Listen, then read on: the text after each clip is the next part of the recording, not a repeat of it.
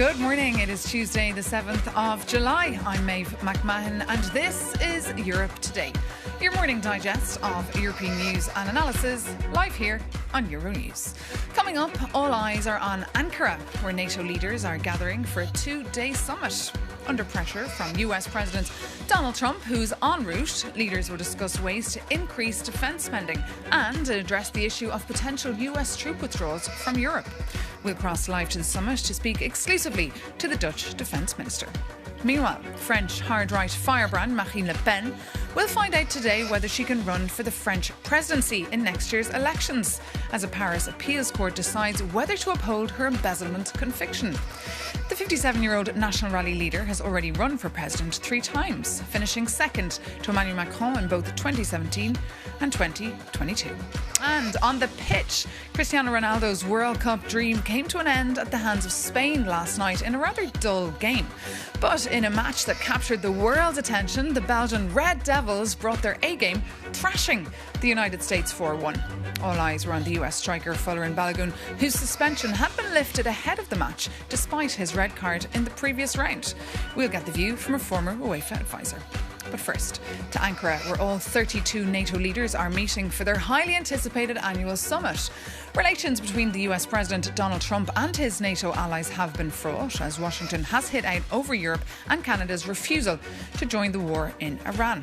The gathering also comes just as Moscow steps up attacks on Kyiv and as Ukraine warns it has no missiles left to intercept Russian ballistic missiles. For more, we can go straight to Ancara, where our NATO correspondent, Shona Murray, is standing by for us. Good morning, Shona. Just tell us, what is on the agenda today? Well, good morning, Maeve. And let me just first give you an indication about the immense security apparatus that is taking place here in Ancara. It's not something I've never seen before at any NATO summit, at any situation where I've been in, even when there's a threat of suicide bombs. The whole of the city is completely shut down. It's very difficult to get anywhere unless you're with a NATO official bus. Anytime you look to your left or your right, you have Secret Service, police, the army. It really is quite immense. And it tells you about the volatility of the world, but also geographically where Turkey is located with a very long Syria border. And also, as we know, on several occasions, 4 occasions at least, the Turkish army had to intercept ballistic missiles coming from Iran.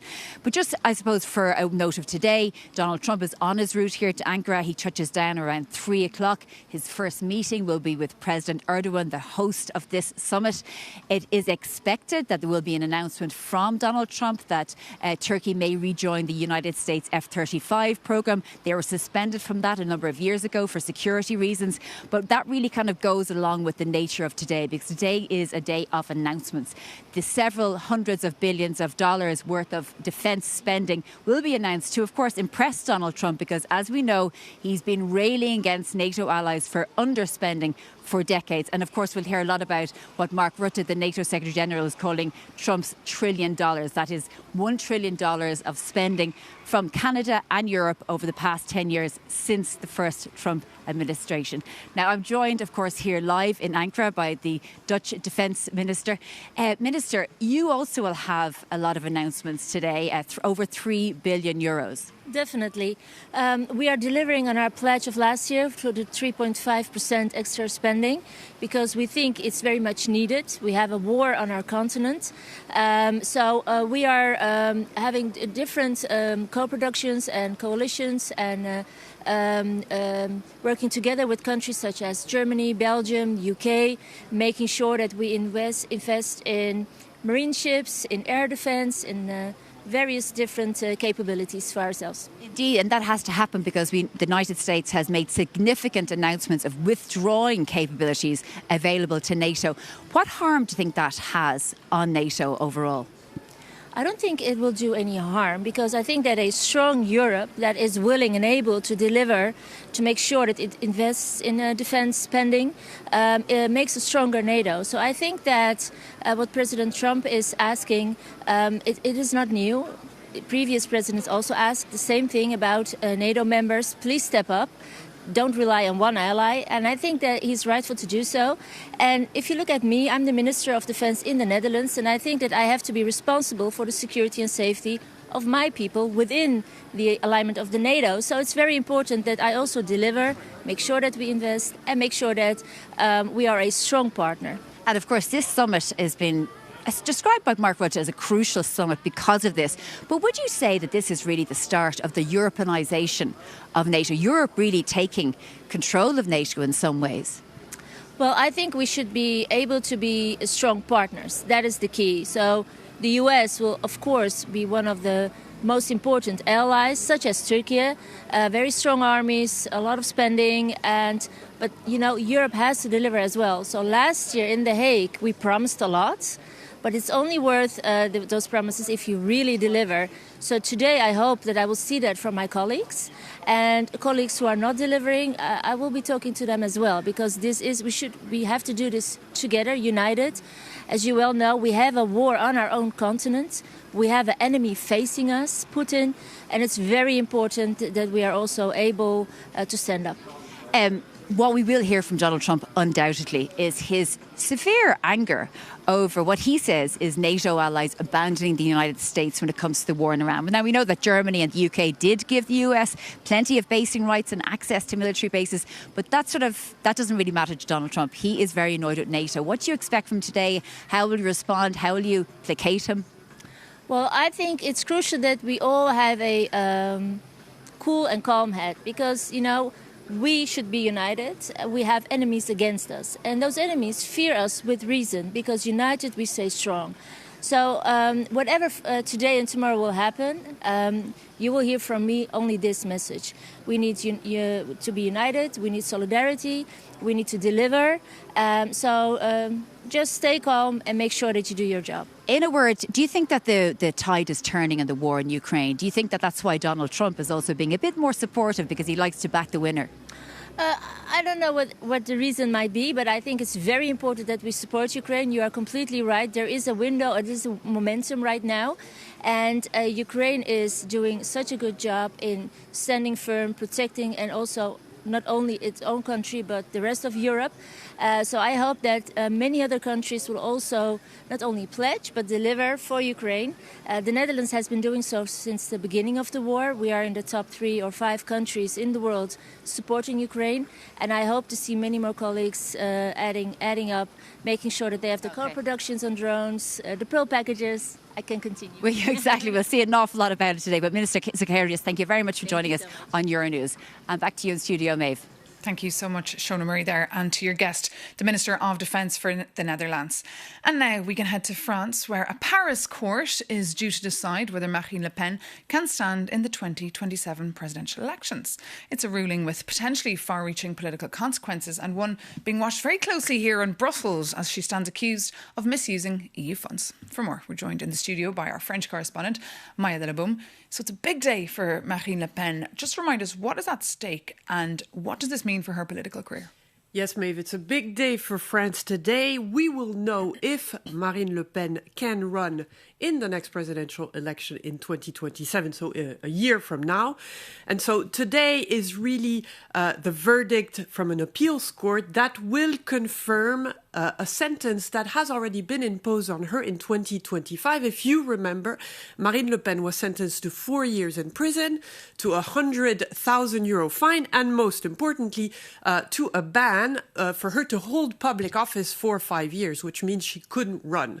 So Marine Le Pen, what she did is she appealed this verdict, and now this Paris court, this appeal court, is supposed to confirm or not this verdict, and we will know today at 1:30 if Marine Le Pen can run in this presidential election. The sentence is linked to a case of embezzlement of EU funds.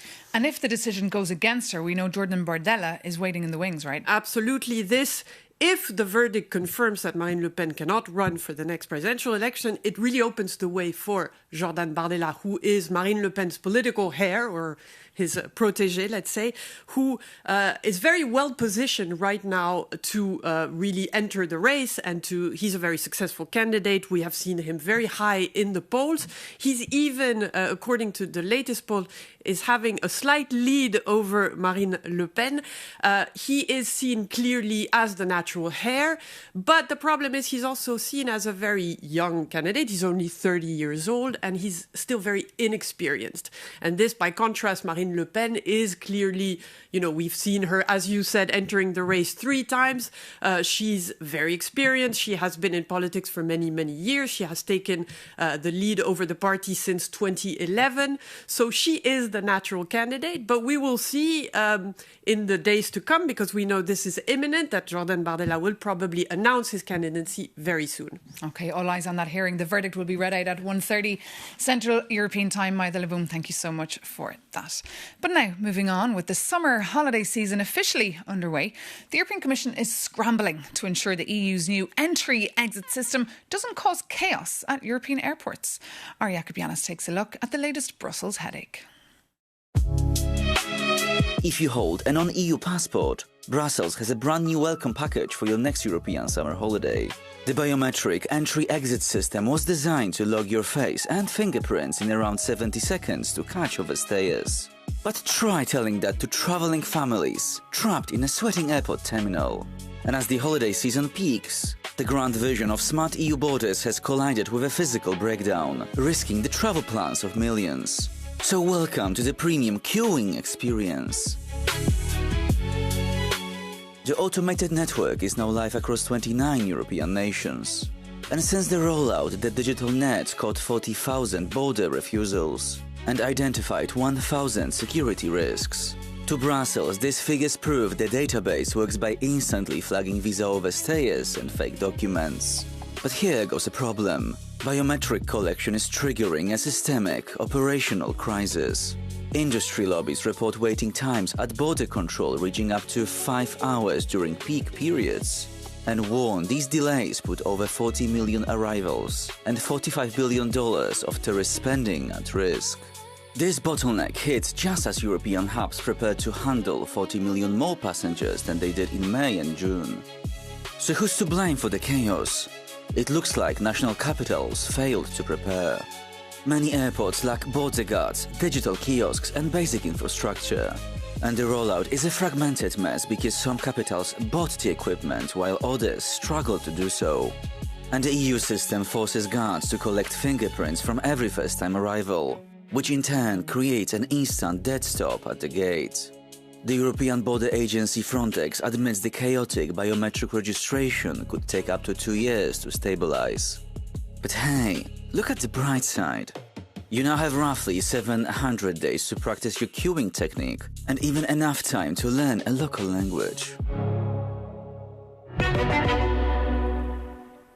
Now, moving on, the ongoing conflict in the Middle East and a potential sell-off in US assets are the 2 biggest risks facing the Eurozone economy. That's according to fresh analysis from the European Stability Mechanism, which warns the shocks could tip the euro area into recession and push inflation as high as 5%. The Luxembourg-based institution was set up in the wake of the Greek debt crisis to provide financial support to Eurozone countries in times of distress. For more, we're joined now by the ESM's chief economist, that's Wolf Strauch. Good morning, great to have you with us. Good morning, Maeve. So this is quite a gloomy outlook you're presenting here. Tell us more about your findings. From the perspective of the European Stability Mechanism, euro area resilience is coming under strain. And we see on the one hand that geoeconomic and geopolitical risks are rising. And you have security threats, you have energy price disruption, you have financial market volatility and fragmentation in the trading system. And on the other hand, you see that this leads to higher demands on governments, while the fiscal space is shrinking. And that is what we mean when resilience is coming under strain. Governments need to create fiscal buffers and they need to create growth. So many of our viewers would be worried this morning about this risk of a potential recession. How high is it? The point is, as a crisis resolution mechanism, you ask what happens if things go wrong, not what will actually happen. When you ask the second question, what will happen, you do a forecast. We do a scenario analysis, and as you said before, if we have 2 shocks, a meltdown of US assets and a re-escalation of a conflict, yes, then the risk is high that we will have a recession. And that is what we point out in order to be prepared for a crisis, not because we are predicting the crisis. And is the Eurozone stronger now than it was for these potential kind of shocks? The shocks that we will maybe seeing is indeed the Middle East conflict. And that leads to higher energy prices and uncertainty. And on the other hand, a meltdown in US assets that would imply that we face tighter financial conditions. So what should consumers be doing and thinking now?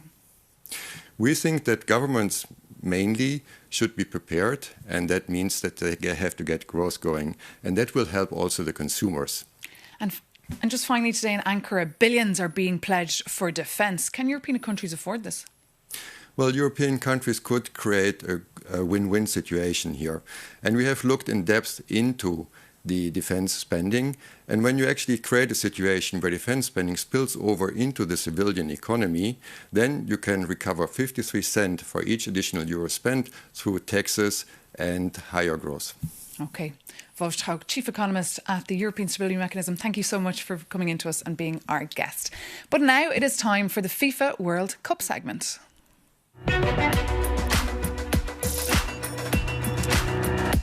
Well, a very late goal from Spain ended Portugal's 2026 World Cup rodeo and could also mark the end of Cristiano Ronaldo's remarkable international career. The superstar had tears in his eyes at the final whistle as he came to terms with the sobering consequences of this defeat. And meanwhile, all eyes, of course, were really on the controversy-riddled match of the US against Belgium. The Red Devils, as I'm sure you've seen, prevailed in a convincing 4-1 victory, taking to social media as well to suggest you cannot overturn this. That was a blatant message to President Donald Trump, who'd called the FIFA president previously to allow for the top US striker, Folarin Balogun, to play that game. Let's take a listen to Donald Trump before the game. Yes, I asked for a review by FIFA. I spoke to a man who's highly respected. I asked for a review because I didn't think it was a foul. And, you know, again, I'm good at this stuff. I didn't think it was a foul.